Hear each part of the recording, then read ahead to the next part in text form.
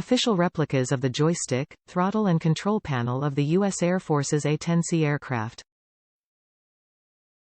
Detachable joystick handle crafted entirely of metal, with detachable metal plate for desk or cockpit-style use.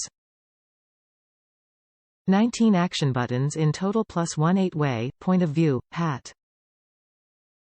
Dual throttle system with metal hand rest. Control panel with weighted base.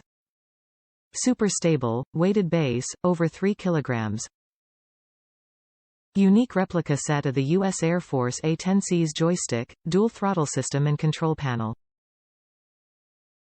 H.E.A.R.T HallEffect AccuRate technology. 3D magnetic sensors, Hall effect, on the stick. Surgical precision stays sharp over time. 16-bit resolution. 5-coil spring system. USB connection with upgradable firmware. Top reviews from the United States. As close to the real thing as you can get. I was actually blown away when the Hotas Warthog arrived and I opened the box. It was heavy. I served in the Air Force and worked on T-33, F-101B, F-4C, F-4D, F-16, and KC-135 aircraft. This is as close to a real flight joystick and throttle assembly as you could ever find. The switches are mill-grade metal.